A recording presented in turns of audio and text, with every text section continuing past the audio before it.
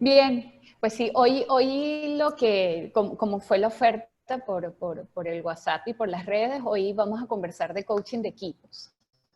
Es una profesión que desde hace 4 años, justamente ahorita en noviembre, el 4 de noviembre, cumplí 4 años de haber sido certificada y les confieso que aterrizando en Mérida, porque me certifiqué aquí en Caracas, justamente hoy estoy aquí en Caracas por razones de trabajo, pero cuando aterricé en mi estado, llegué con muchísimas ganas de tarjetear, diríamos, de presentar lo que significaba el coaching de equipos.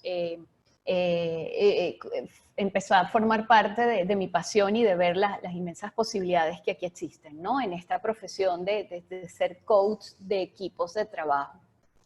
Y hoy, pues, lo voy a mostrar desde un acompañamiento efectivo en la gestión de proyectos organizacionales o, en palabras más sencillas, en gestión de cambio. Esto ha sido una experiencia de esos 4 años de certificada, digamos que los 3 años y medio, los últimos 3 años y medio, pues me he dedicado a eso y es desde el coaching de equipos cómo acompañar a organizaciones para lograr esos proyectos de cambio organizacionales, ¿no? Entonces, de eso trata el tema hoy. Voy a comenzar con una metáfora. Eh, la encontré en un libro y bueno, me pareció súper enriquecedor y trata de las aves migratorias. Y voy a permitirme leer estas láminas para luego introducir el tema, ¿no? Y dice, el impulso hacia el cambio proviene de su mismo entorno. El clima y el alimento se vuelve escaso. Las aves migratorias reconocen los cambios en su entorno, los interpretan. La toma de decisión está fijada genéticamente, es decir, a diferencia de los humanos, no se desarrolla a partir de un proceso de negociación. Meses antes de iniciar la migración, las aves se preparan para las dificultades del viaje con una alimentación más intensiva. Finalmente se reúnen para emprender el vuelo. Vuelan en una dirección, tienen la visión conjunta de buscar un entorno diferente y con mayores posibilidades para su sobrevivencia. Muchas aves migratorias vuelan en una formación en V, lo que significa que crean, para la duración del viaje, una organización de transición distributiva, coordinada, efectiva y eficiente, que les proporciona ventajas, aprovechan el viento y se apoyan mutuamente. Manejan el curso de su vuelo con base a informaciones climáticas, meteorológicas y topográficas, a cambios en la luz, a las líneas costeras y formaciones montañosas, pero también con base a la necesidad de alimentarse en el camino. Con seguridad, se trata de un sistema de manejo altamente complejo que les ha sido regalado por su evolución.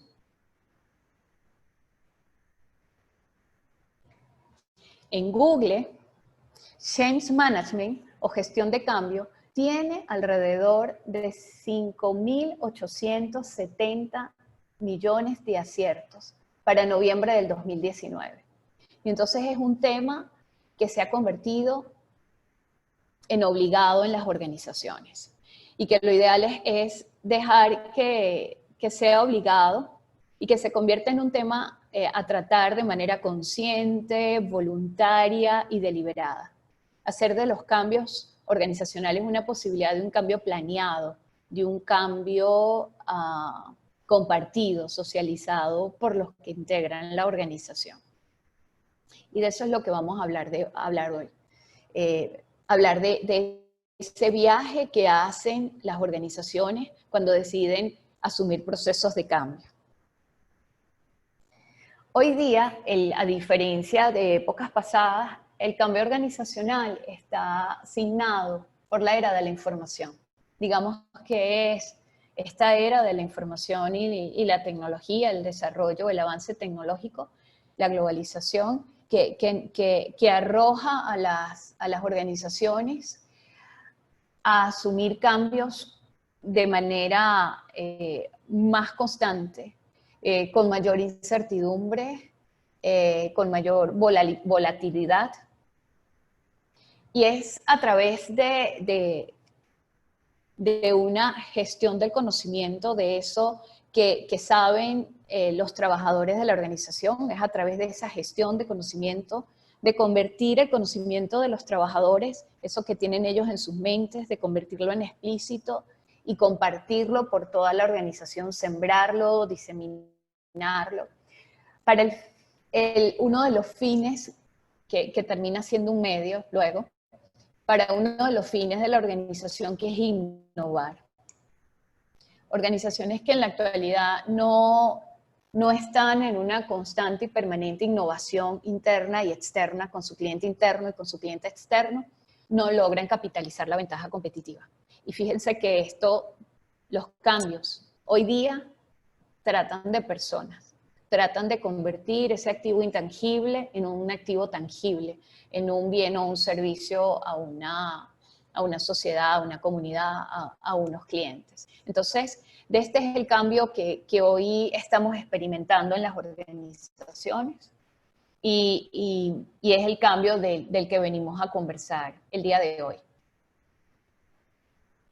Al primero que quiero citar u honrar es a este licenciado en Educación Física, Bernardo Bletmar, argentino, de la Universidad de Buenos Aires, que trata sobre la gestión de cambio.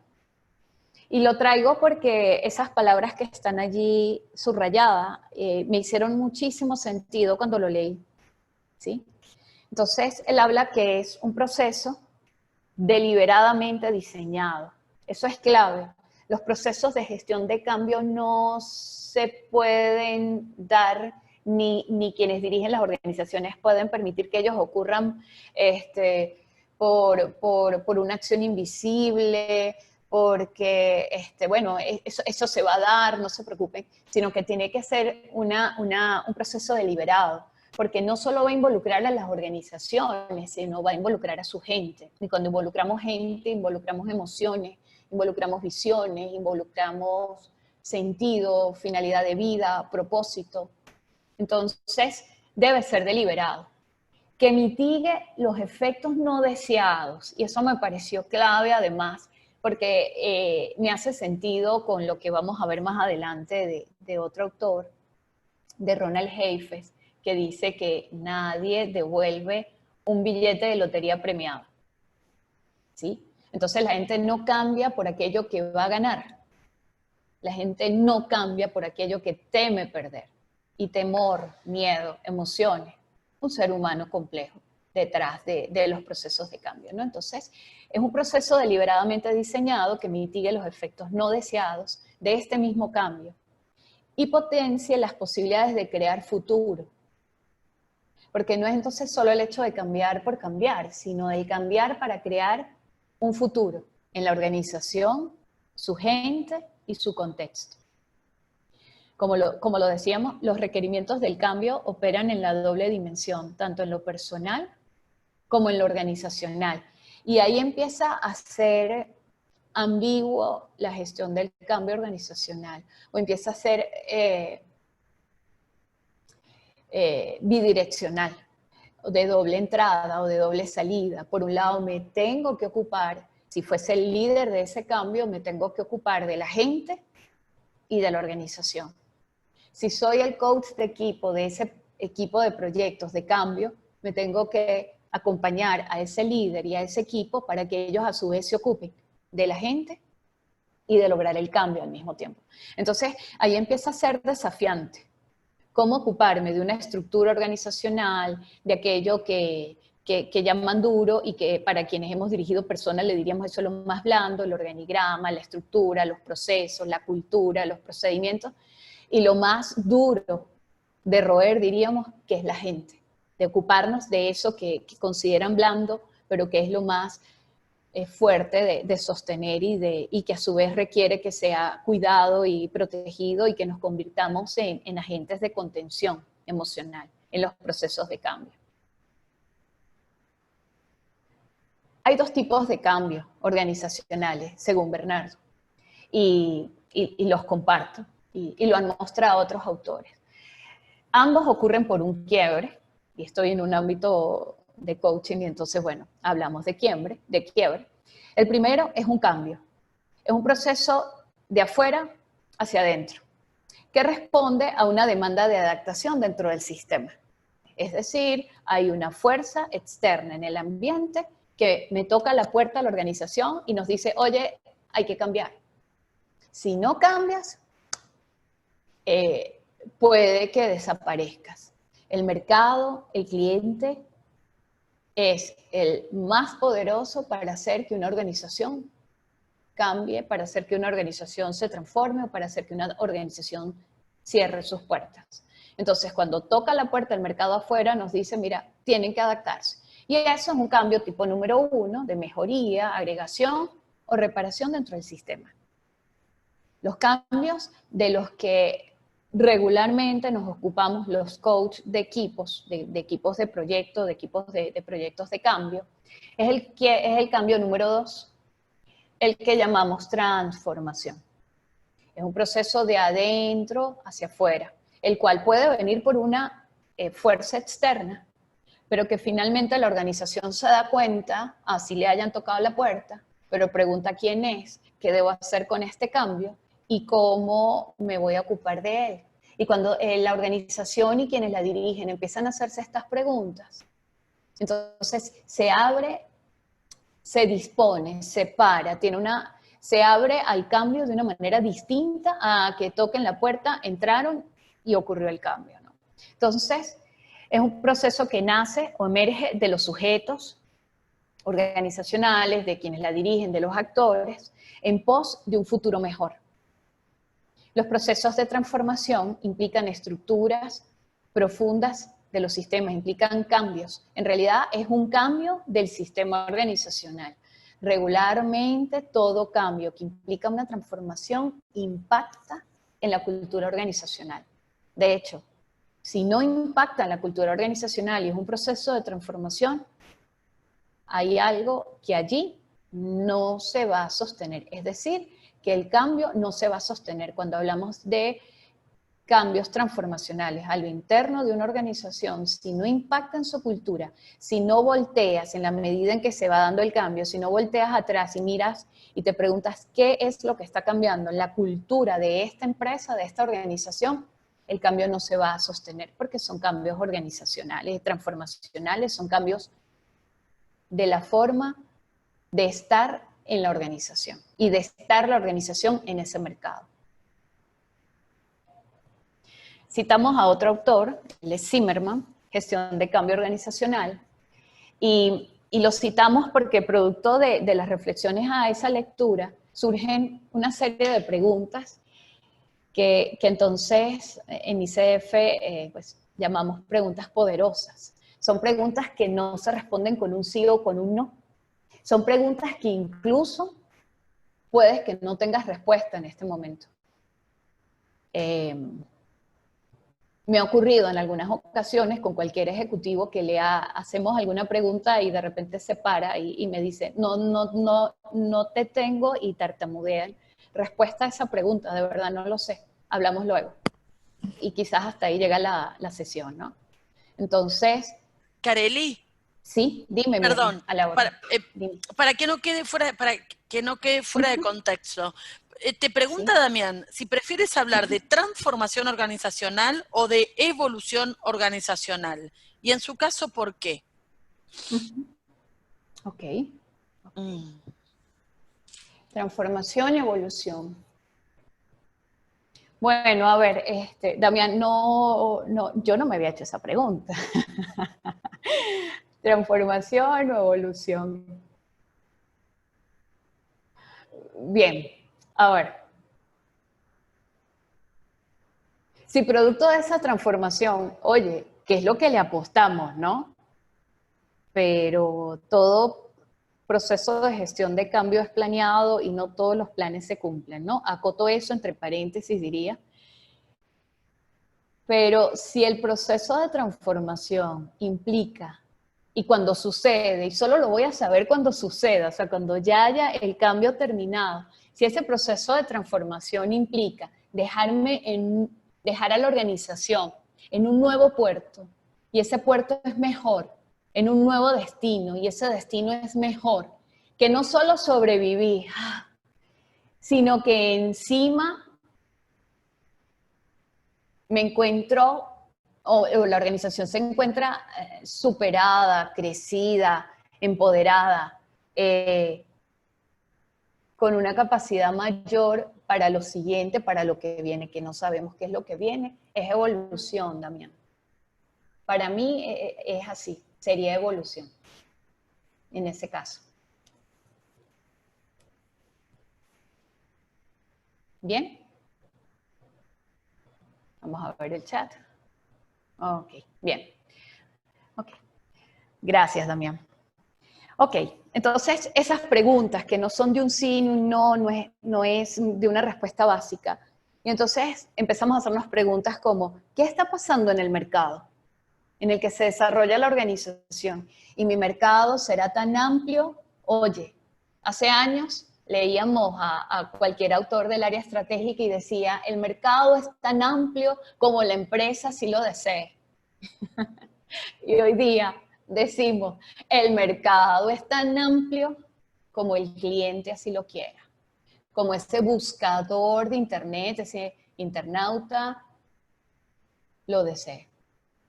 Ya no son las empresas ni las organizaciones las que decimos en cuál mercado voy a servir. Estamos expuestos a nivel mundial. Y si nuestro producto está expuesto a nivel mundial, nosotros competimos a nivel mundial. Compiten las organizaciones, pero nosotros como coaches y profesionales también competimos a nivel mundial. Y nos encontramos a nivel mundial como este momento. Ay, se quedó. ¿Qué espera el cliente? Interesantísimo.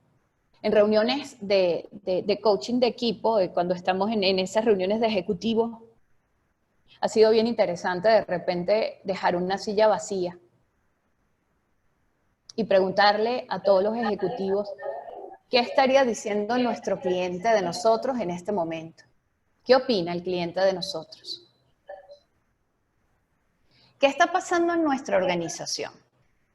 ¿Qué pasa si a los ejecutivos, háganlo en algún momento, eso es mágico, sentados en una mesa redonda, que es donde los equipos jugamos, o los equipos organizacionales jugamos, los jugadores de fútbol en su campo de fútbol, los jugadores de equipo organizacionales jugamos en una mesa donde todos nos podemos ver, pedirles que por un momento se imaginen levantando el techo de la organización. ¿Qué mirarían? ¿Qué observarían? ¿Cuál es el modelo ideal de organización? ¿En qué debemos concentrarnos? Y aparece el relacionamiento. ¿Y con quién debemos buscar alianzas? ¿Cómo debemos organizar nuestros trabajos? ¿Qué habilidad, conductas y relaciones de trabajo y personales apoyan o frenan el desempeño?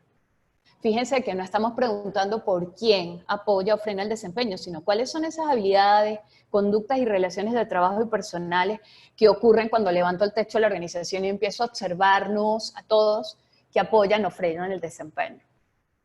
Estas preguntas me hicieron muchísimo sentido, me hicieron clic, conecté con ellas, porque en la medida en que fue mirándolas y en la medida en que han aparecido como preguntas en las reuniones de coaching, en la gestión de coaching de equipo con los ejecutivos en procesos de cambio, ha sido interesante porque han aparecido por distinguir las 5 competencias del modelo de gestión ontológico de Ivonne Hidalgo, maestra. Fíjense, las 3 primeras preguntas hablan de gestión de la realidad. La que está encerrada en color rojo habla de gestión de la posibilidad. ¿Cuál es esa organización ideal? ¿Cuál es ese modelo de nuestra organización ideal? ¿En qué debemos concentrarnos o con quién debemos buscar alianza? Habla de la gestión de las relaciones. ¿Con quién me voy a aliar ahora? ¿Cómo debemos organizar nuestros trabajos? Organizar procesos, procedimientos, políticas, actividades, tareas. ¿Qué es eso? 2 puntos. Acción y resultados. ¿Y qué habilidades, conductas y relaciones apoyan o frenan el desempeño? Gestión del aprendizaje. Entonces, wow, es un tema, no voy a decir que es un tema, es un servicio súper, súper enriquecedor el coaching de equipos, a equipos de proyectos de cambio organizacionales, a equipos de ejecutivos que están buscando cambiar. Luego, ya hablamos de cambio organizacional, visto desde lo que implica como sistema, o hablamos de transformación, hablamos de evolución también, hablamos de preguntas poderosas que alientan el cambio, que nos permiten curiosear, indagar, descubrir en qué anda la organización, en qué anda su cliente, en qué anda el mercado. ¿Y qué tenemos adentro? ¿Cuál es ese ADN con el que cuenta la organización? ¿Y cuál es el ADN que requiere la organización para transformarse, ¿no? Para cambiar? Y ahora les muestro otro autor. Y es Joseph Kotter. Año 1995. Y les confieso algo, ahorita ando investigando otra cosa. Ahorita ando investigando qué pasó entre el año 90 y el 98, 99. Y les comento por qué. Porque hay autores que escribieron en ese año sus libros, o escribieron un paper, un artículo, hoy diríamos que habrían hecho un video, ¿no? Pero en aquella época, un libro, un paper, un artículo, y que hoy, desde mi punto de vista, están completamente vigentes. Y ando investigando eso, qué pasó en esa época, qué fue lo que miraron, oye, qué fue lo que comió esta gente para poder anticiparse de esta manera a nuestro futuro organizacional. Bueno, que era el futuro de ellos y ahora es nuestro presente organizacional, ¿no? Pero bueno, hablo de Joseph Kotter, uno de los autores más citados. Ustedes buscan gestión de cambio, buscan transformación, líderes del cambio, y aparece Joseph Kotter de primerito. Él en el año 95 escribió este artículo, Liderar el cambio. Está en la revista de Harvard Business Review. Liderar el cambio. ¿Por qué fracasan los intentos de transformación? Y él nos dice, les entrego aquí una receta. Son 8 pasos, y si usted sigue uno a uno en los tiempos que yo le indique, usted logrará liderar el cambio y hará que el cambio ocurra. Y es interesante. Les confieso que lo apliqué o lo he aplicado en 2 organizaciones. Un organismo multilateral con una organización nacional aquí en Venezuela. Y lo apliqué en una empresa del sector lácteo. Y lo apliqué en una empresa transnacional americana que, wow, miren, ese cambio fue maravilloso. Una empresa transnacional, aquí en Venezuela, americana, que fue comprada, y por supuesto entonces tenía que cambiar porque fue comprada por un holding canadiense. Y fue interesantísimo el desafío, ¿no? Para mí interesante. A ellos les tocó muy duro, a quienes lo vivieron, pero fue interesante porque ellos venían acostumbrados a todos unos estándares, o sea, llevaban la agenda en el sistema, a quién tenían que llamar, cómo visitar a los clientes, o sea, todo era súper estandarizado, absoluto, paso 1, paso 2, paso 3. Y cuando se convierten en el holding canadiense, le entregan un papelito a cada uno de los presidentes de la compañía de los que compró el holding canadiense, y le dijeron, este numerito es el que usted tiene que lograr este año, esta es la meta. Y el cambio fue radical.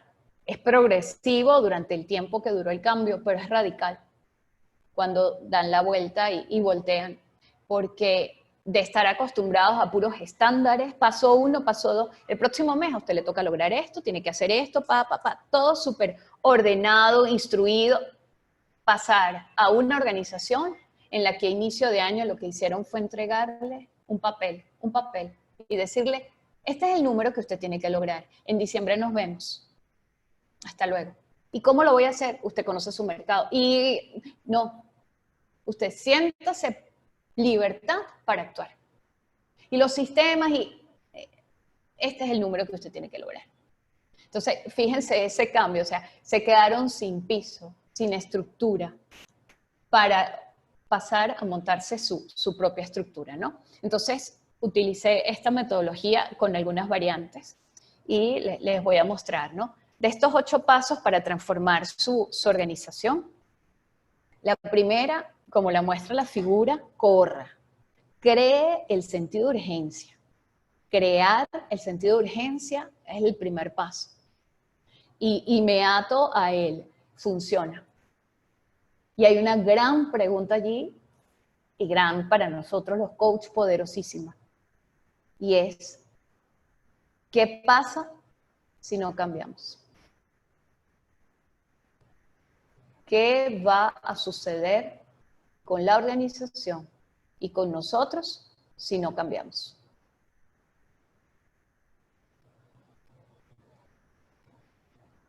Una vez creado el sentido de urgencia, la gente se ata a ese sentido de urgencia, se amarra, se ancla a ese sentido de urgencia. Y es el que nos va a permitir mostrarlo en la medida en que el cambio va ocurriendo. Los cambios organizacionales de los que hablábamos, esos cambios transformacionales, esos cambios evolutivos, diría Damián, y ahora dice Carely Paredes, esos cambios evolutivos, no son de la noche a la mañana, no duran 2 meses, no duran 3 meses, duran al menos entre 6, 8 meses, 1 año, para que ancle la cultura organizacional. Entonces, el sentido de urgencia tiene que estar bien descrito y bien socializado como el punto número 4, que ya vamos a llegar a él. Segundo, crear el equipo de cambio. Y es preguntarnos antes de mirar a quién, es preguntarnos qué y cuáles o cuáles son las competencias que un equipo de cambio debe tener. Y aparece de una vez la gente de talento humano y nos decimos, necesitamos a alguien orientado al logro, necesitamos a alguien que sea agente de contención, gestione emociones, porque las van a ver, que esté orientado a la acción, dirían los de corporal, que tengamos cuerpito motriz, que esté orientado a las relaciones, porque los cambios suceden y la carga se hace más liviana cuando buscamos socios para el cambio, cuando buscamos alianzas para el cambio. Entonces, no por quién debe estar constituido ese equipo de cambio, sino lo primero que debemos preguntarnos es, si esto es lo que hay que cambiar, ¿cuáles son las competencias que requerimos? Y después sí, ¿y quién las tiene dentro de la organización? Luego, como tercer paso de esos 8, debemos crear la visión del cambio. Entonces volvemos atrás, solo que estamos muy cerca, pero volvemos atrás y miramos el sentido de urgencia y nos hacemos una pregunta contraria. Ya sabemos qué va a pasar si no cambiamos. Y ahora lo que tenemos que hacer es preguntarnos, ¿y qué va a pasar si sí cambiamos? ¿En quién nos vamos a convertir? ¿En qué se va a convertir la organización? ¿Qué es lo que vamos a ganar con este cambio? Ahora sí nos lo preguntamos. ¿Sí? ¿Y en qué se convierte en la organización? Y crear la visión del cambio, fíjense que están en ese orden. Y hasta aquí yo digo a Kotter, sí señor, vamos en ese orden. Lo primero es crear el sentido de urgencia. Los líderes, los ejecutivos, los que miraron el cambio, los que escucharon la tocada de la puerta del mercado. Luego, crear el equipo de cambio. Y luego, crear la visión del cambio. ¿Quién debe co-crear esa visión del cambio? Los líderes de la organización y el equipo de cambio. Juntos deben co-crear esa visión. Esa visión no se decreta. Esa visión no se da por un correo electrónico, un aviso corporativo, unas carteleras bien bonitas. No, señores, eso hay que hacerlo socializando, hablando, co-crear la visión del cambio. Paso número 4, comunicar efectivamente la visión del cambio. Y este paso número 4 es el paso que debe estar presente Una vez co-creada la visión del cambio, en adelante hasta el finalizar con el paso número 8, hasta que volteemos y digamos, anclado el cambio en la cultura organizacional, ya se siente diferente, ya nos vemos distintos, ya estamos logrando los objetivos que queríamos lograr como organización, no por el cambio, porque el cambio ya los logramos, sino como organización, ya estamos en un nuevo puerto, no solo sobrevivimos, sino superamos, empoderados, crecimos, etc. Ahí es donde dejamos de comunicar la visión efectiva, de comunicar la visión del cambio. Pero desde que se crea la visión en adelante, se comunica efectivamente la visión del cambio. Y es escuchar a todos los involucrados del cambio, no solo al equipo del cambio, sino a todo aquel que lo impacta. Y constantemente hay que escucharlos para saber cómo se están sintiendo, cómo están mirando el cambio. Desde esa comunicación efectiva, muchas veces podemos anticipar en dónde están aquello que la gente teme perder, en dónde está lo que otros autores llaman la adversión al cambio, dónde está la resistencia al cambio. Bien. Y para comunicar efectivamente la visión del cambio ya tenemos material, tenemos tanto el sentido de urgencia del qué hace que tengamos que cambiar, no dije por qué, sino qué hace que tengamos que cambiar y para qué vamos a cambiar, que es la visión del cambio. Luego, seguimos con los otros 4 pasos, pero sin dejar atrás la comunicación efectiva del cambio, él continúa.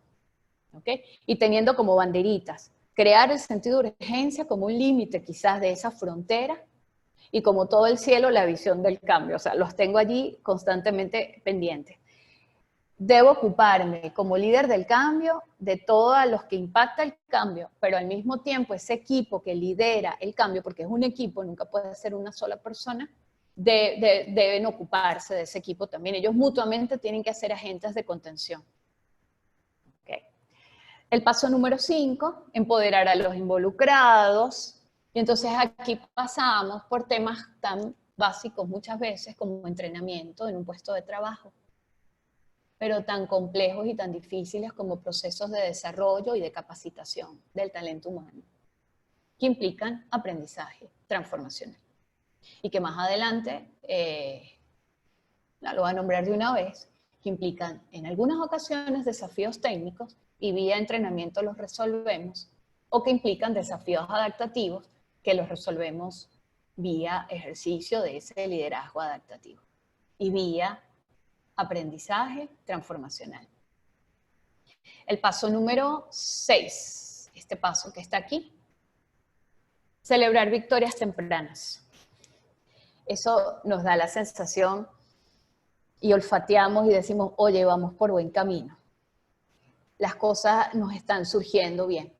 Pero para ello tenemos que haber anclado en ese camino, haber puesto otras banderitas de decir, hito número 1, entonces gestión de proyectos, hito número 2, hito número 3, logro número 4, victoria número 5, y saber que lo estamos logrando. Entonces aparece que nosotros debemos preguntarnos o preguntarle al equipo del cambio cómo saber que están logrando el cambio. Entonces tienen que haber unas etapas. A alguien yo le escuché esto, pero ese sí no supe, no recuerdo a quién es, algún día espero encontrarme otra vez esa lectura, que el elefante se come por partes. Sí, el elefante se come bocado a bocado. Nos dan un elefante completo para que nos comamos y no nos lo vamos a poder comer.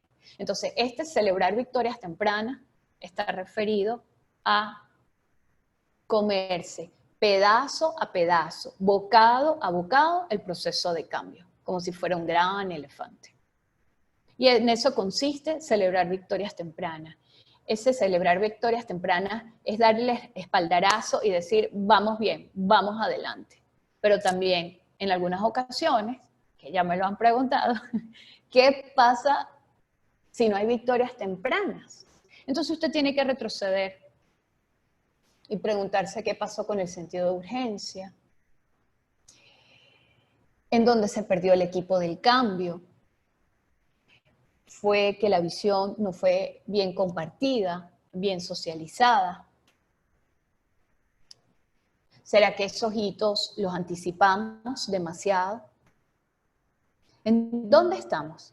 ¿Qué es lo que está impidiendo cambiar? O también, ¿qué es lo que no estamos viendo? ¿Qué fue lo que no vimos cuando planeamos el cambio? ¿Sí? Es desde el paso número 4, comunicar efectivamente la visión del cambio, empoderar a los involucrados y celebrar victorias tempranas, son pasos en un continuo. Y podemos ir atrás y buscamos la banderita del sentido de urgencia y la volvemos a mirar. ¿No fue bien comunicada? O si fue bien comunicada en un inicio, pero luego la solté, o la organización la soltó, y ahí vamos, hacia adelante, hacia atrás. Pero importantísimo, escuchar y sentir al equipo del cambio y a quienes forman parte de ese proceso de cambio y a quienes impactamos. ¿Okay? Co-crear la relación. Bien. El paso número 7, consolidar avances para continuar el cambio. ¿Sí? Es ir asegurando que aquello que ya haya cambiado, es como si miráramos una rueda que le estamos dando vueltas, o sea, paso dado hacia adelante que se sostenga allí. Entonces muchas veces aparece otra vez el agente de contención, aquel que gestiona emociones para contener los temores, las pérdidas, los miedos y continuar adelante. Incluso para contener los fracasos, porque un proceso de cambio se gestiona. Y si un proceso de cambio se gestiona, es porque hay que planificarlo. Y hay que planificarlo porque no todo va a salir a pedir de boca. Entonces, tenemos que incluso ser agentes de contención para quienes están llevando a cabo el proceso de cambio. Bien.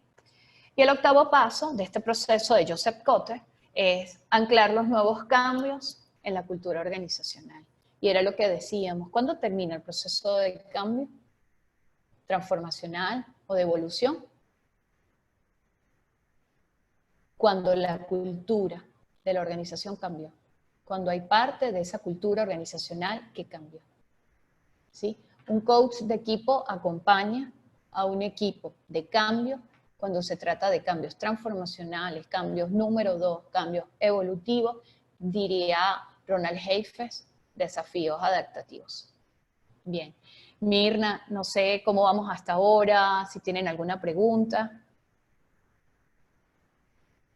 No ha habido preguntas, yo he ido resumiendo algunas frases tuyas que me parecieron así como para anclar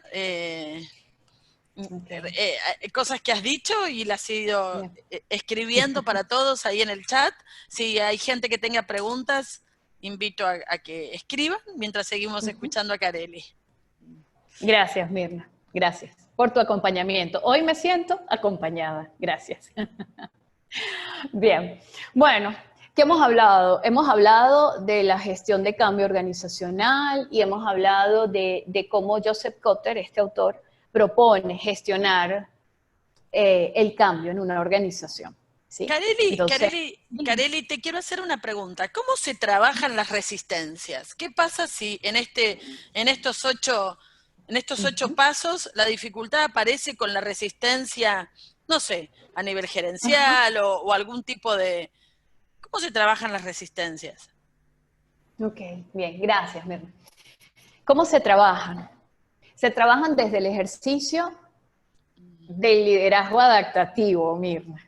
Cuando yo leí a Ronald Heifetz, Dios mío, fue lo máximo. O sea, yo dije, wow, o sea, he leído libros de liderazgo. Bueno, porque el liderazgo me apasiona, además que por un tanto tiempo fui profesora de pregrado en esa área y hoy soy profesora de posgrado, ¿no? En el área de talento humano. Pero he leído libros de liderazgo, he leído fórmulas de liderazgo, he leído N cantidad de cosas de liderazgo. Pero cuando leí Liderazgo Adaptativo, los 3 libros bueno, yo le he seguido la pista en 3, de Ronald Heifetz y su par de socios, diríamos, y sus otros coautores, Martin Linsky y de Alexander, no recuerdo el nombre de Alexander, el apellido. Mira, Mirna, la respuesta la encontramos aquí, en el liderazgo adaptativo. Y comienzo de una vez con esto para darte la respuesta. Ahí dice, nadie devuelve un billete de lotería premiado. La primera vez que yo lo leí 2 veces, lo leí 3 veces. Y yo decía, nadie devuelve un billete de lotería premiado. No, bueno, no, es que eso es simple, nadie va a devolver un billete de lotería premiado. Eso es de cajón, ¿verdad? El tema es lo que sigue después de eso. Y es que entonces nadie rechaza un cambio por lo que va a ganar. La gente rechaza los cambios por lo que teme perder. Entonces, ¿en dónde se halla la resistencia al cambio? La resistencia al cambio se halla en lo que la gente teme perder. Hasta hace poco, los libros que tienen que ver con cambio organizacional se refieren a la resistencia al cambio y dicen, ¿sabes cómo la vamos a tratar? Todos te invitan a tratarla de que sigas vendiendo el billete de lotería premiado. Pero es que nadie te lo va a rechazar. Nadie te va a decir, no, no, gracias, no lo quiero. No, la gente no rechaza los cambios por lo que va a ganar. La gente rechaza el cambio por lo que teme perder. Entonces, cuando leo esto y leo a Ronald Heifetz, yo digo, wow, ahí se me cayó la locha. Yo dije, claro, ahí está, esa es la clave. Entonces, ¿cómo gestionar la resistencia al cambio? Ocúpate de lo que la gente teme perder. Y no sigas insistiendo en aquello que, mira, es que con este cambio, con esta nueva estructura organizacional, si aplanamos toda la organización, son cambios rudos de estructura, si aplanamos toda la organización, o si más bien la verticalizamos y metemos un nuevo jefe, la gente le vas a decir, mira, las decisiones van a ser más rápidas, van a ser consensuadas, van a estar a la orden del cliente, tú vas a tener mayor poder de decisión. No, no, no, no, no. Todo eso la gente te va a decir, sí, sí, sí, sí, sí. Pero yo temo perder esto, mi confort, mi lugar. Y voy a irles mostrando algunos ejemplos en la medida en que avance aquí en este tema de liderazgo adaptativo. Así se llama uno de sus libros, La práctica del liderazgo adaptativo, de Ronald Heifetz. Y habla de esto, distinguir y comprender brechas profundas entre grandes aspiraciones y realidades complicadas. De eso se trata la práctica del liderazgo adaptativo. Se trata de esa gran brecha que existe entre lo que hoy estamos viviendo en la organización, que encima, cuando es un cambio transformacional y un cambio evolutivo, oye, ese líder, ese ejecutivo se para mirando su organización. Cuando hablo de se para es que se dispone, levanta el techo de su organización y la ve complicada. Si no, no estaría cambiando. La ve difícil, la ve compleja. Y encima, entonces, deja de mirar la organización, levanta la mirada y mira el cielo y se encuentra con que el cielo es el límite y con unas grandes aspiraciones. Y entonces, es distinguir esa brecha, es comprender que esa brecha existe, es pararse sobre esa realidad compleja y es visualizar esas posibilidades en el futuro. Que para abordarlas es necesario construir nuevas maneras de estar y responder. Y cito al autor y dice, más allá del repertorio de conocimiento disponible en la actualidad. Es que un desafío adaptativo, yo no sé qué hacer con él, por eso le llamamos adaptativo, porque es que con lo que tengo yo no sé cómo manejarlo. Mira qué yo voy a hacer con todo esto. De eso se tratan los desafíos adaptativos, los cambios transformacionales, los cambios evolutivos. Y entonces dice, es necesario construir nuevas maneras de estar, no solo de estar en esta realidad compleja, sino de responder a ella. Y ahí aparece otro desafío. Y el otro desafío que hablábamos, a ver, de desafíos, de paradigmas. Vamos a hablar quizás más bien de paradigmas como para, en este momento, diferenciar los desafíos, pero termina siendo un desafío, ¿no? Hablábamos hace rato, los cambios organizacionales son personales y organizacionales, y eso lo hace complejo. Y ahora aparece una complejidad mayor, ¿sí? La organización no está en banca, la organización no cerró para hacer el cambio. La organización tiene que seguir en este momento, con esta realidad compleja, operando, atendiendo a clientes, sirviendo, etcétera, etcétera, etcétera, etcétera, porque la organización no va a cerrar sus puertas, rara vez cierra sus puertas para hacer procesos de cambio transformacionales.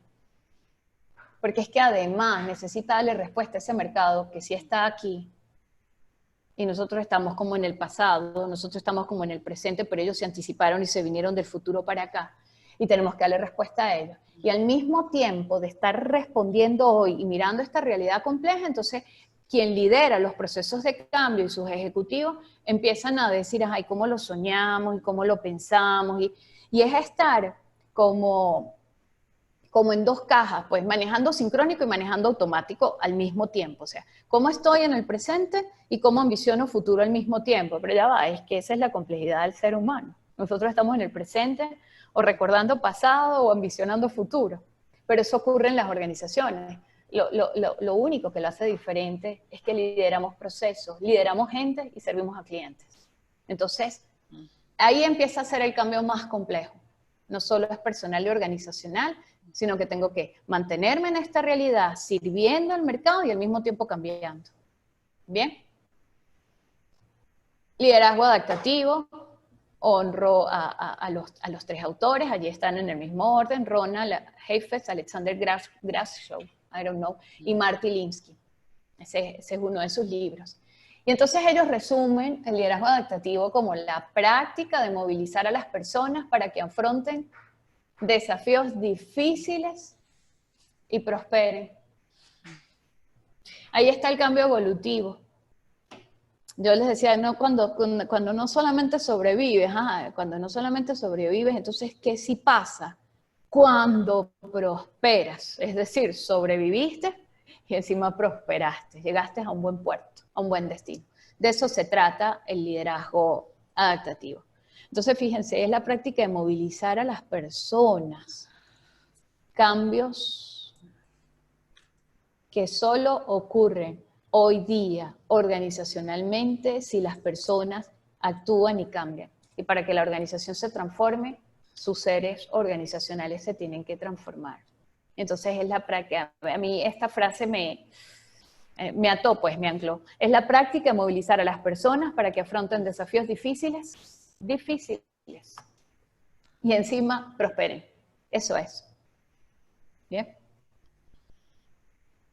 Y aquí vuelvo a hacer énfasis, porque es un momento interesante. Ahorita estoy recordando una conversación que hace como 15 días tenía con un equipo de cambio de una empresa, un sector servicios, un sector financiero grande aquí en Venezuela, y hablaba con ellos. Entonces era bien interesante porque ellos conversaban estaban vendiendo el cambio. Yo les dije, vamos a jugar a vender el cambio, o sea, vamos a hablar, ¿qué es lo que yo voy a ganar con el cambio? ¿Qué es lo que voy a perder? Que no sé qué. Y ellos no salían de lo de ganar. Era todo lo que vamos a ganar, vamos a ganar, vamos a ganar, vamos a ganar. Es un cambio de estructura, es un cambio de plataforma, digital, etc. Y seguían conversando allí y de repente veo a uno de sus miembros de equipo, un colaborador, y negándola con la cabeza, ¿no? Entonces yo le pregunto, cuéntame, ¿hay algo que tú no has dicho? ¿Hay algo que tú quieras manifestar? Cuéntanos, ¿qué traes, no? ¿Qué te inquieta? Me dice, pero ¿para qué cambiar si la estructura está bien, el sistema hasta ahora ha funcionado bien, tenemos la misma cantidad de clientes, la gente sigue acudiendo a nosotros, seguimos vendiendo el producto, prestando el servicio, ¿para qué cambiar si estamos bien? Y es que estaban vendiendo el billete de lotería premiado. Y aparece esto, de la ilusión del sistema roto. Y es interesantísimo porque este autor dice, no existe la organización disfuncional. No existe. Ninguna organización es disfuncional, porque todas las organizaciones están perfectamente orientadas a lograr los resultados que obtienen en la actualidad. Entonces, cuando la gente comienza a decir, es que tenemos que cambiar porque la organización no funciona, en ese momento usted ve que están facturando, que están prestando un servicio, que están atendiendo la llamada de un cliente, que hay gente operando, que hay gente produciendo, las líneas de producción, la organización está funcionando. Entonces el tema no es por allí. Y por eso es que quizás, Mirna, la gente se resiste, no quizás, es por eso que la gente se resiste al cambio. Oye, porque está bien cómo estamos funcionando. la invitación en ese acto, cuando hay tanta resistencia al cambio, es, mire, corra y empiece a ojear para atrás y mire cómo fue que creó el sentido de urgencia, cómo fue que lo comunicó. La realidad es que cualquier sistema social es tal y como es porque las personas que lo componen así lo quieren. Si no lo quisieran, así estarían cambiando. Por no quererlo así es que la gente cambia y que la gente propone cambios y vienen cambios transformacionales. Pero si todavía la empresa está marchando como está marchando es porque hay gente que lo quiere así. Esta cita de este autor, del Ronald Jefe, es más dura. Lo que pasa es que depende del ambiente donde me mueve y me acabo de dar cuenta que aquí también la dejé igual. Pero él dice, porque sus líderes naturales así quieren que la organización continúe. Entonces, cuidado con quien se está resistiendo al cambio. ¿Dónde está esa coalición? ¿Dónde está esa alianza? ¿De quién no me estoy ocupando? El cambio es poder.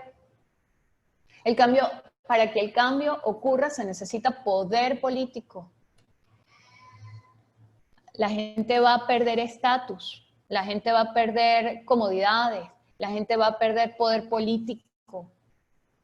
Díganme cuando lo que se va a cambiar son temas de plataforma digital. ¿Quién domina hoy la información? ¿Quién es el único capaz de hacerle clic y cerrar, clic y abrir, clic y enviar, clic y no sé qué? Esa gente tiene poder. Esos son los que se resisten al cambio. Entonces, hay que, Mirna, como ponerse unos lentes, ojalá los tuviéramos, usted los colocara, se los activara, y dijera, voy a ver quién de mi organización se está resistiendo por temer, perder, poder. Con ellos hay que hacer alianzas. Con ellos hay que mostrarles el sentido de urgencia. Con ellos hay que compartir la visión y socializarla. Y son líderes naturales. Esos son líderes naturales. El que tiene poder de información es un líder natural. Y ese va a ser severa resistencia al cambio. Entonces hay que comprender cuál es la naturaleza del cambio, qué tipo de cambio es. Estructura, plataforma, procesos, procedimientos, actividades, cargos, mercados. Porque hay que ver quién de todos esos áreas tienen poder y no lo quieren perder. Nadie va a querer perder poder. Aparte de no devolver el billete de lotería premiado, la gente no quiere perder poder. Si tener poder es muy sabroso. Bien. ¿De qué trata el liderazgo adaptativo? El ejercicio, la práctica. Cuestionar el status quo, plantear un tema tabú, señalar las contradicciones entre lo que dicen valorar y lo que realmente valoran. Creo que fue hace como un mes, estaba en una formación y tenía a ejecutivos y a líderes y estábamos hablando justamente de proyectos de cambio, de cómo constituir un equipo para el cambio, de quiénes se van a anotar, cómo va a ocurrir todo esto. Y resulta que entraban y salían algunos ejecutivos. Ya vengo, me llamó el jefe. Ya vengo, me llamó el jefe. Ya vengo, tengo que ir a atender aquello. Y entraban y salían de la formación. Y no era una formación de una clase académica, era una formación donde estábamos conformando el equipo del cambio. Y ahí como coach tuve que cuestionar ese status quo. Tuve que plantear un tema que nadie se atrevía a hablar. Y les dije, aquí hay una tremenda, mire, si vamos a comenzar así, estamos comenzando mal. Aquí hay una tremenda contradicción. Ustedes todos se anotaron, vienen, nos conformamos, pautamos una hora, vamos a conformar equipo de trabajo y ustedes están entrando y saliendo. Perdónenme, pero el mensaje que estoy recibiendo es que hay cosas más importantes que hacer que lo que estamos haciendo en este momento. Entonces, si es así, pospongamos la reunión, hagamos algo distinto, no nos reunamos. ¿Qué pasa si no cambiamos? Y volví a sacar sentido de urgencia.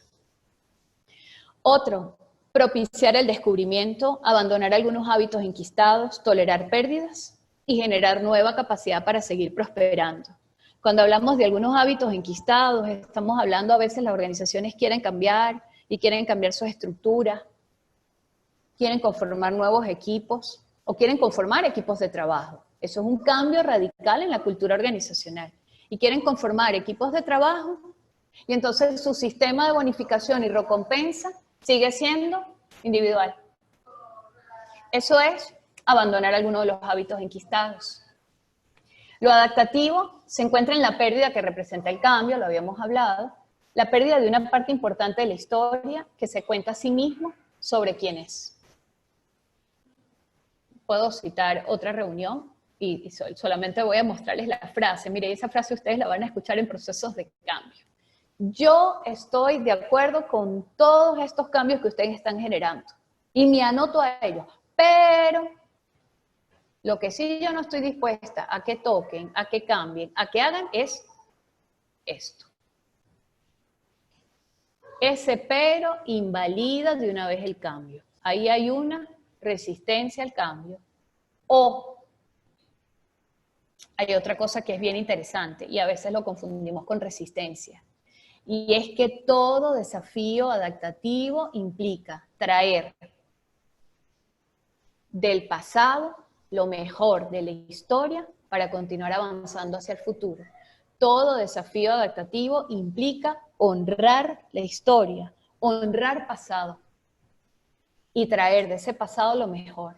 Entonces a veces escuchamos eso y lo podemos ver como una resistencia y en otras ocasiones te dicen eso no lo debemos cambiar. Por eso tenemos la identidad que tenemos con el cliente, por eso nos aprecian, nos valoran.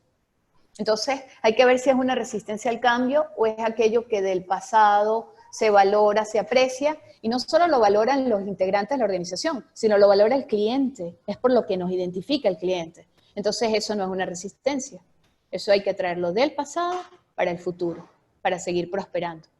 Bien, la práctica implica evaluar, ya lo hemos hablado, gestionar, distribuir y proporcionar contextos para pérdidas, de manera que las personas puedan superarlas y llegar a un sitio nuevo y próspero. El liderazgo adaptativo implica gestionar pérdidas, y en esa gestionar pérdida implica negociar, por eso se habla también de poder político, pero al mismo tiempo implica decirle a la persona que no hay más nada que hacer, que esa es la pérdida, que lo acompañamos en su dolor, que lo sentimos mucho, pero que respire profundo, lo dejamos un ratito allí, es un luto, es un duelo. Dígame mudanzas de oficina, cambios de estructura organizacional que implican mudanza de espacios. Por ahí pasa la gente y gestiona pérdidas. Y bueno, suéltelo y seguimos prosperando. Hay pérdidas que no vamos a poder negociar. Carely, antes que avances, te preguntan, ¿este miedo al cambio que se observa puede tener hilo conductivo con la sociedad, cultura latinoamericana, por paradigmas o patrones mentales? Y además te preguntan, ¿el líder adaptativo cómo se forma o es solo expertise? Qué buena pregunta. A ver, que si tiene que ver con nuestra cultura. Mira, no podría responderte desde lo científico, investigativo, teórico o académico. Te puedo responder desde mi intuición. Todo ser humano teme perder cosas. Entonces, la adversión al cambio, la resistencia al cambio, le ocurre al humano, sin distingo de cultura. Oye, miren, a ver, ¿cómo lo digo? Miren, en pocas palabras, la cultura significa que yo pertenezco a algo, que algo me hace sentido de pertenecer, que con algo me identifico. Y eso es algo para Mirna y para cualquiera de los que hoy está aquí en el webinar, puede ser cualquier cosa muy distinta a lo que yo me apego, a lo que yo quiero conservar, pudiendo estar en la misma organización y ser todos de la misma ciudad, de la misma región. Entonces, pudiéramos decir que son apegos, pero al mismo tiempo es lo que me permite pertenecer a este lugar y a este sitio. ¿Sí? Con cultura país, cultura región, cultura ciudad, cultura comunidad, cultura vecino, cultura empresa. Entonces, yo creo que no es solo natural de los latinoamericanos, yo creo que es natural del humano. porque es que eso es lo que nos permite pertenecer a este mundo, al mundo que tú tienes y al mundo mío, pues, o sea, al mundo de cada quien, ¿no? Y la segunda pregunta, que si es solo experticia. Wow, yo la pudiera transformar para responder. ¿Cuáles habilidades, cuáles competencias requiere un líder adaptativo? Ay, Dios mío, mira, voy a ser atrevida. Pero un líder adaptativo necesita la competencia de la escucha, como la que nosotros conocemos, como la que nosotros nos hemos formado. Yo no era coach y yo me formé. La escucha vino después, les confieso, ¿no? Diríamos, lo que pasa en este webinar se queda en este webinar, ¿no? Pero cuando yo me formé, bueno, yo me certifiqué, pero la escucha vino después. Solo se aprende a montar bicicleta montando, y solo se aprende a nadar nadando. Aquel que haya pagado un curso por internet para montar bicicleta o para aprender a nadar, perdió el dinero. Así es la escucha, y así es el liderazgo adaptativo. Creo que es proceso de reflexión, de exponerse a los procesos de cambio, empezar con cosas que serán pequeñas para usted, que serán posibles para usted y sentirse ligeramente desafiado e ir poco a poco. Pero es solo en la práctica que se ejerce el liderazgo adaptativo.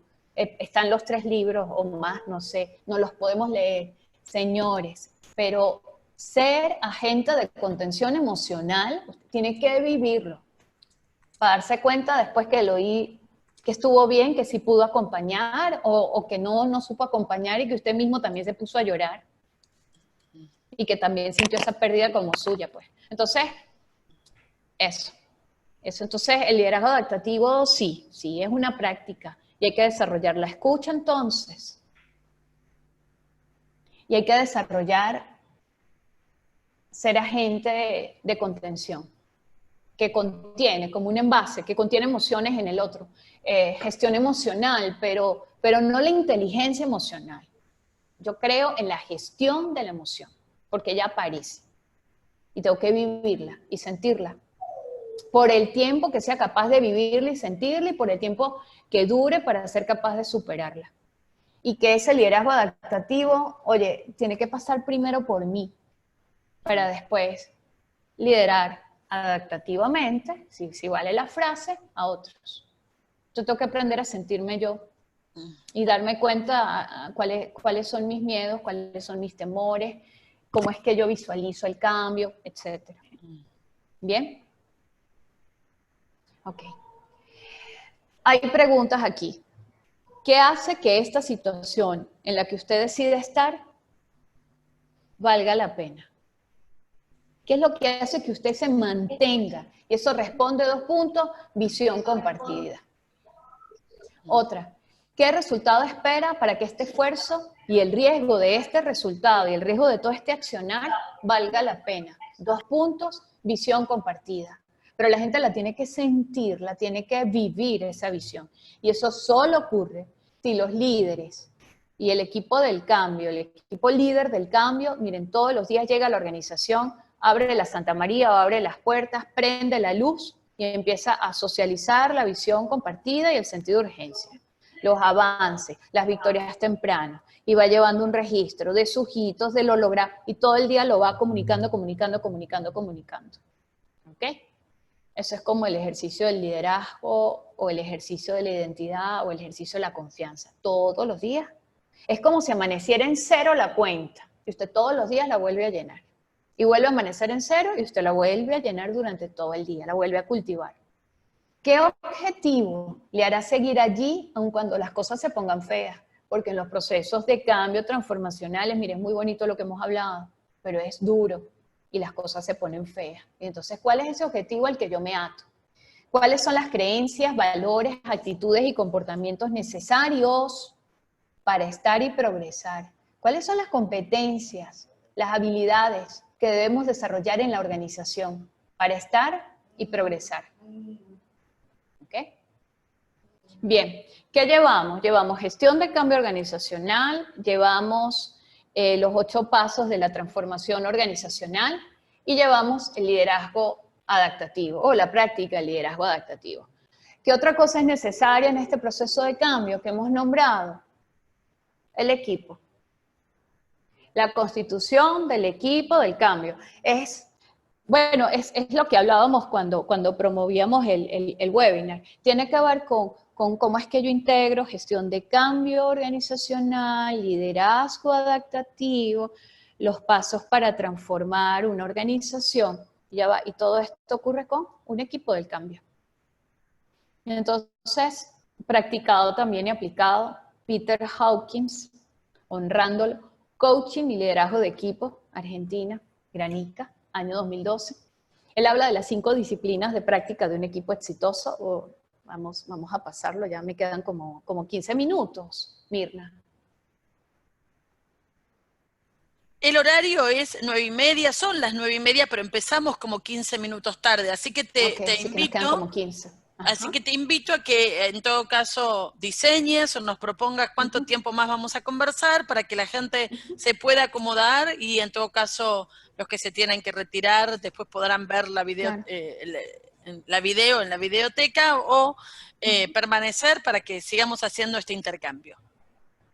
Gracias, gracias. Sí, serían 15 minutos, Mirna, más o menos lo que necesitamos. ¿Bien? ¿Ok? Bien, entonces, estas 5 prácticas de un equipo exitoso, este autor, y las voy a mostrar en sentido de las agujas del reloj. El primero es asegurar.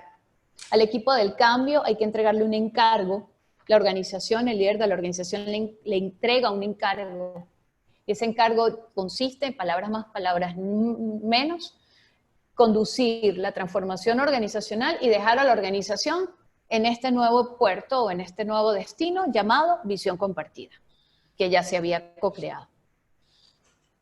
Es preciso aclarar, es la segunda disciplina, y ahí utilizamos herramientas como metáfora, describimos la misión del equipo del cambio, la visión del equipo del cambio, no del proyecto de cambio, sino la visión del equipo del cambio, cuáles van a ser los valores, y con esa pasamos a la tercera disciplina, que tiene que ver cómo es que a lo interno del equipo se va a co-crear la relación. ¿Cuáles son los valores que nos van a identificar como equipo? ¿Cuáles son las normas por las que se va a regir este equipo? Y eso no puede estar por hecho ni por dado. Como nos vayamos reuniendo, ahí vamos a ir viendo. No, eso hay que decretarlo. ¿Y cómo va a conectar y atraer este equipo a sus grupos de interés? 2 puntos, grupos de poder. 2 puntos, agentes de resistencia al cambio. 2 puntos, apóstoles del cambio, seguidores del cambio. ¿Quiénes van a estar involucrados en este proceso del cambio? ¿A quiénes impactamos? Y la 5ª disciplina, aprendizaje básico. Me parece súper interesante, porque el proceso de gestión del cambio organizacional implica un aprendizaje. Nos deja en un nuevo puerto, pero además nos deja con unas capacidades para seguir prosperando hasta que aparezca otra nueva ola del cambio, pero nos sentiremos transformados, empoderados. Bien. Estas son las 5 disciplinas. En otro momento pudiéramos conversar más detalladamente sobre ellas. Tienen que ver, en la parte superior está el trabajo, y es aquello de lo que como equipo nos tenemos que ocupar con cuál fue el encargo del equipo, cuál es su visión y cuál es su misión, de qué se tiene que ocupar, cuál es su meta, cuál es su objetivo. Y abajo está el proceso, el cómo, arriba está el qué o el para qué, y abajo está el cómo vamos a interactuar a lo interno y con nuestros grupos de interés. Está la co-creación dentro del equipo, de la que nos tenemos que ocupar, y la co-creación fuera del equipo, que fue para lo que nos crearon como equipo del cambio, ¿no? Y esto es una de doble circuito, y constantemente estamos en ese proceso.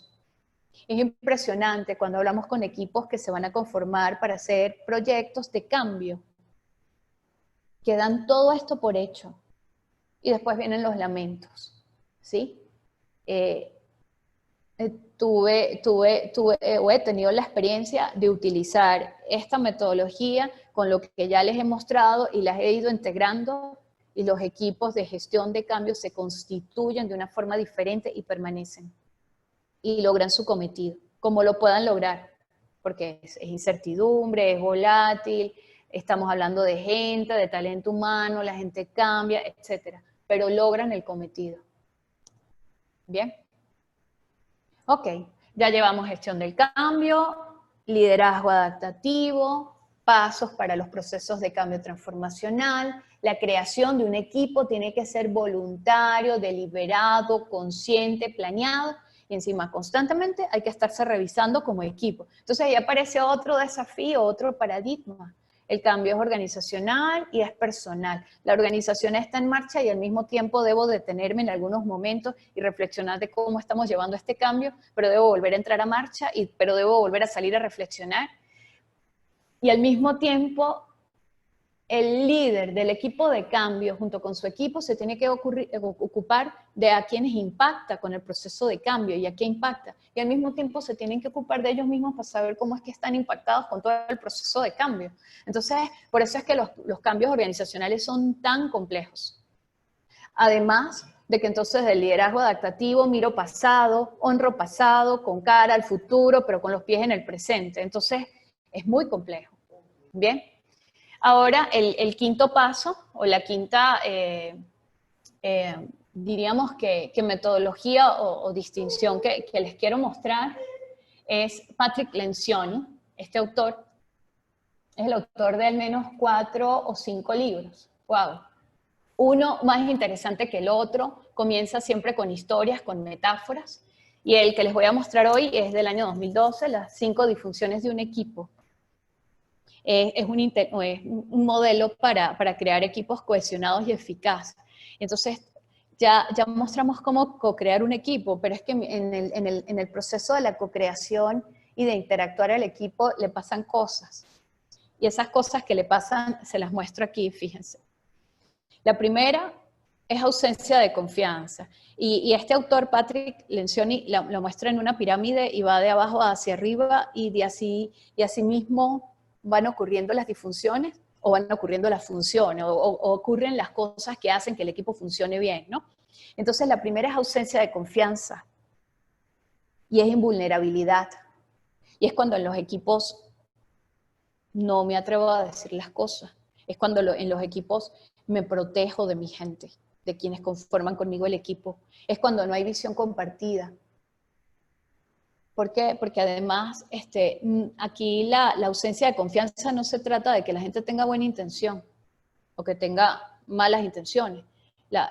El tema de la confianza en el equipo es que todos estamos aquí juntos para alcanzar la visión que nos encomendaron, el objetivo que nos encomendaron. Entonces no trata de buenas intenciones, trata de que yo confío en que todos estamos aquí por un único y un mismo objetivo. Y desde ahí creamos esa emoción de confianza, no el valor, esa emocionalidad de confianza. La siguiente disfunción es temor al conflicto. Y es lo que se produce armonía artificial. Nos miramos en las reuniones, miren, y eso es genial. Mirarlos en esas primeras reuniones y todos se sonríen, todos están de acuerdo con todo y el que no sonríe se queda calladito, pero no se va a atrever a decir, no estoy de acuerdo. A mí esto no me hace sentido, ya va que no entiendo. Porque esto no lo habían hablado antes. Nada de eso se atreven. ¿Sí? Y es cuando en esos equipos, por haber ausencia de confianza, no hay conflicto. No hay conflicto del que vamos a hablar, que es ese conflicto productivo. Más bien, porque haya confianza, es que se generan los conflictos productivos. La gente piensa todo lo contrario. Por haber desconfianza y conflicto. No, señor. Por falta de confianza es que no hay conflicto. ¿Bien? La tercera disfunción es la falta de compromiso. Y al no haber un conflicto productivo, una discusión productiva, una discusión acalorada, donde haya un debate de ideas, de acciones, y no de personas, no un debate personal, sino de ideas y acciones, entonces va a haber ambigüedad. ¿Qué va a ocurrir? Que termina la reunión del equipo con unos acuerdos aquí y cualquiera de los miembros del equipo sale por esa puerta del salón de reuniones y otros le preguntan, mire, ¿qué pasó en la reunión? ¿Cuál fue el acuerdo? Bueno, ellos acordaron esto. Ustedes saben muy bien que yo no estuve de acuerdo con eso, pero ellos lo acordaron. Ni modo. Sabes que ahí hay otra persona que manda más, el líder decidió eso, yo no sé para qué a mí me invitan a estas reuniones si nunca me toman en cuenta. No hubo conflicto. No hubo discusión acalorada. No hay confianza. La cuarta disfunción es la evitación de responsabilidades. Si no hay confianza, si no hubo un conflicto productivo, si no nos acaloramos, si no tuvimos un conflicto apasionado, no hay compromiso por el logro de los objetivos. Y si no hay compromiso por el logro de los objetivos y no establecimos el qué, cómo, cuándo van a suceder las cosas y no hay unos estándares, ¿cómo le reclamo al otro? No le puedo reclamar si no hubo alineación de expectativas, si no hubo acuerdo. Entonces no hay rendición de cuentas. Los estándares de logro son bajos. Cada quien, llegamos a la quinta disfunción, cada quien mira por su lado, cada quien mira por su área. Miren, señores, y eso se siente en la organización, y no solo lo siente, lo resiente. Cuando se trabaja con equipos de ejecutivos y cada uno está mirando por su lado, por su área, no esperen que los equipos aguas abajo se integren. No, no lo puede haber. Cada equipo actúa conforme el reflejo de su líder. Sea usted y quiera ser usted mentor, seguidor o no, cada líder impacta en el comportamiento de su equipo y de las relaciones que ese equipo tiene con sus otros pares o con sus otras áreas funcionales dentro de la organización. Y entonces ocurre la quinta disfunción, que es la falta de atención a los resultados. Y entonces las cosas no se logran. Entonces volteamos y miramos lo positivo, la confianza. Cómo cultivar la confianza no vista como un valor, vista como una emoción, como una emocionalidad que hay en el ambiente del equipo. Basta con comenzar contando historias. Hoy hice la prueba en un espacio, pedí que alguien comentara sobre su primer trabajo. Ustedes han visto las cosas que sucedieron cuando esa persona se paró y comentó sobre su primer trabajo. La gente lo empezó a mirar diferente y él empezó a mirar distinto a la gente. Conectó desde su pasado en este presente. Gestión de la diversidad.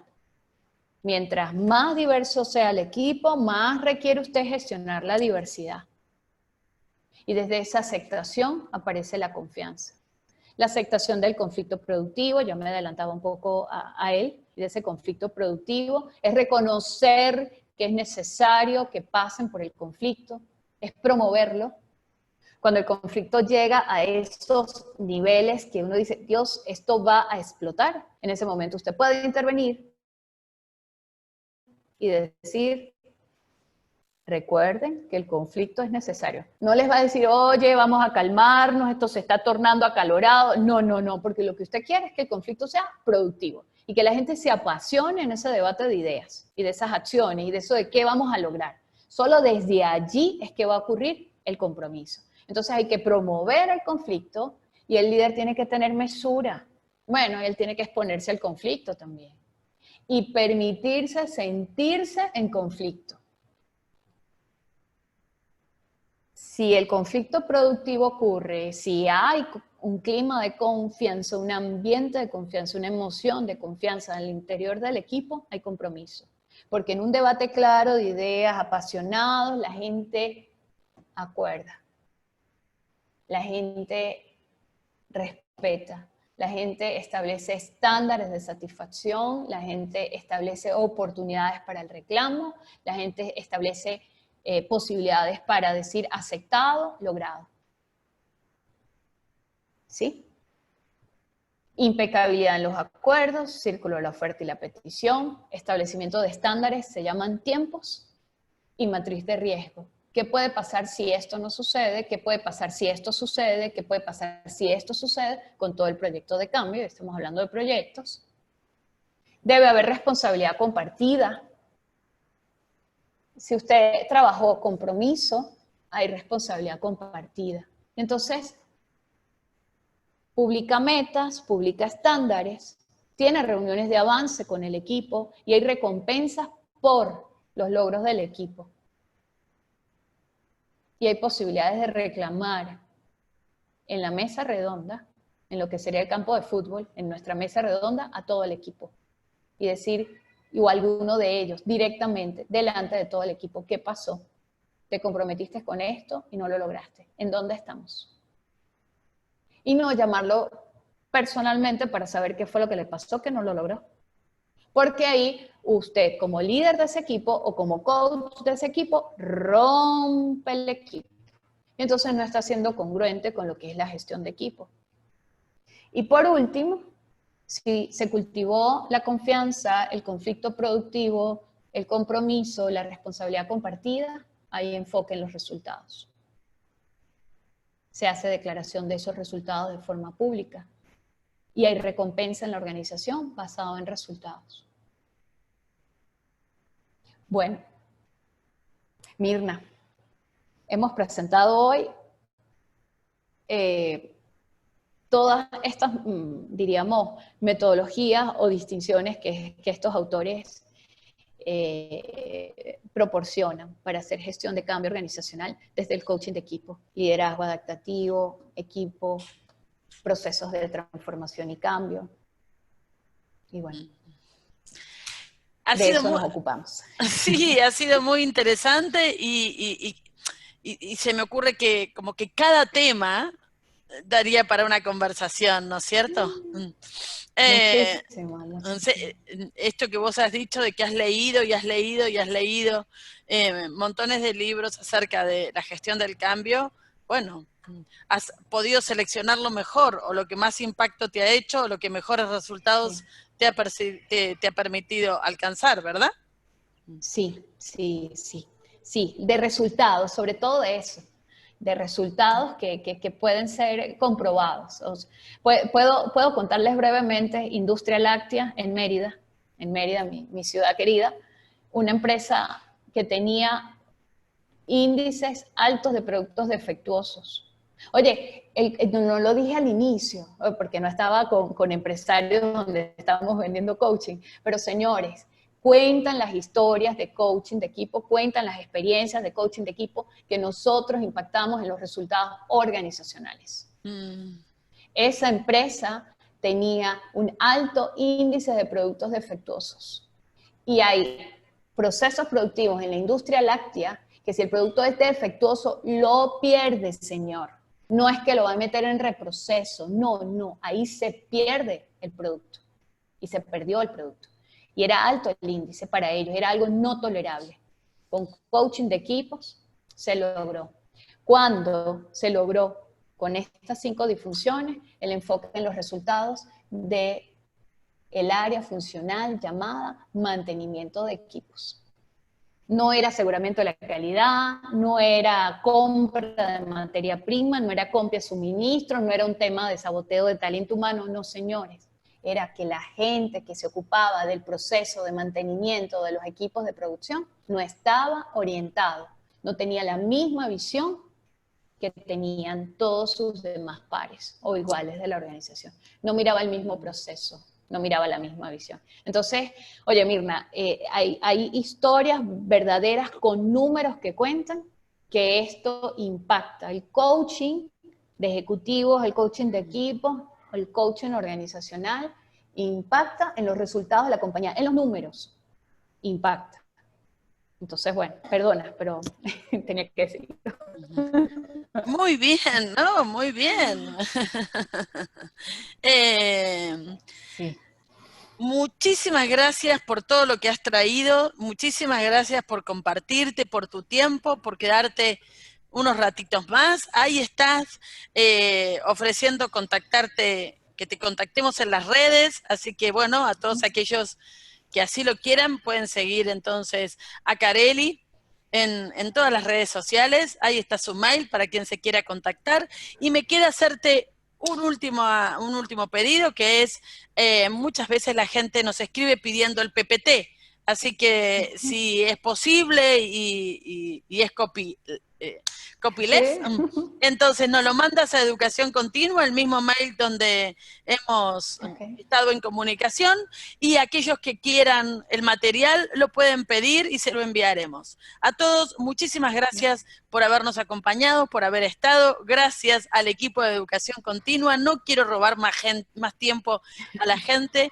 Carely, gracias, gracias. Hablaremos el año que viene para seguir conversando de coaching de equipo aquí, en Educación Continua, capítulo Argentina, en acuerdo con Venezuela y con Colombia para toda Latinoamérica. Gracias, Carely. Gracias. Gracias Buenas a ti y noches. gracias a todo el equipo. Igual, Buen año, gracias. que termines muy bien el 2019 y un hermoso 2020. A todo el Gracias. equipo de Educación Continua, muchísimas gracias, gracias a los presidentes y gracias a ustedes por acompañarnos. Buenas noches y hasta el lunes que viene a las 20 horas para seguir haciendo Educación Continua. Gracias. Buena semana para todos. Bueno, gracias. Gracias.